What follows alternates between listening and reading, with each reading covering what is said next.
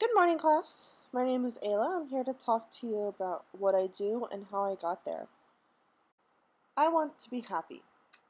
Regardless of your career path, you should all want to be happy. Happiness is not always easy to find, but it is easy to choose, and that is half the battle. Since you are all still so young, you don't have all your values and goals in life. You won't be done growing until you're around 23. My personal purpose is to be happy, and I want that for all of you as well. To find happiness, you have to learn what is important to you. I value my family. My wife and child are a huge help to my happiness. I value kindness and compassion. I want to find my own happiness, but I also want to help kids like you find your happiness. I believe my art can do this, or at least help people like you onto the right path.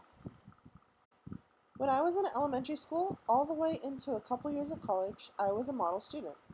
I did well in classes, and I worked hard, and it showed.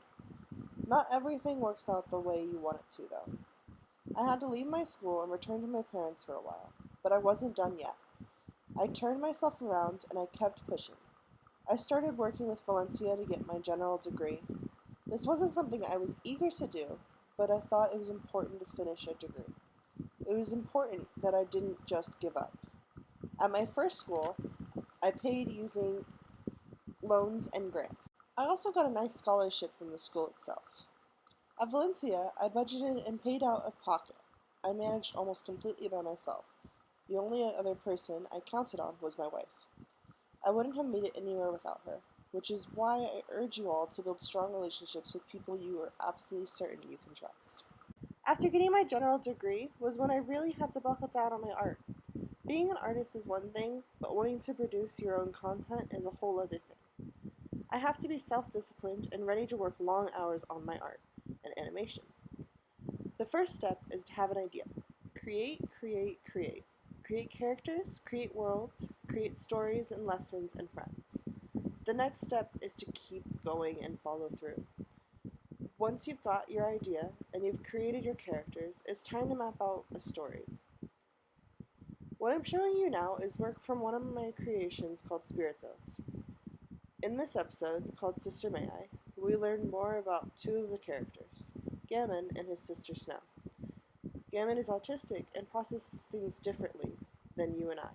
Snow has been his guardian since their parents passed away.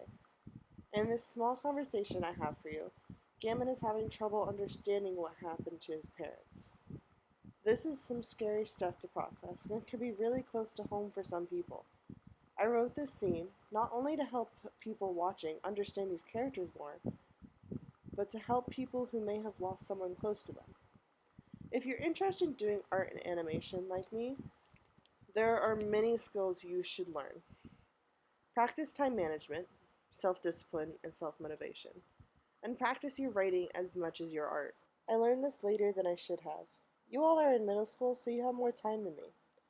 I didn't learn about self-motivation and time management until I was an adult already.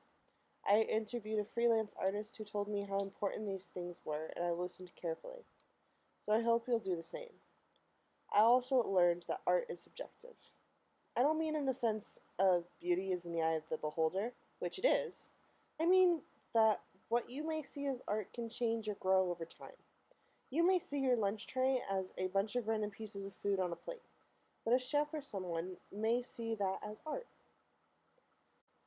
Art is always changing and growing, and so are you. When you turn 83, you'll be very different than today. You may have even changed a lot since yesterday.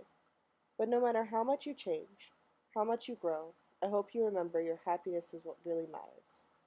Thank you so much for having me.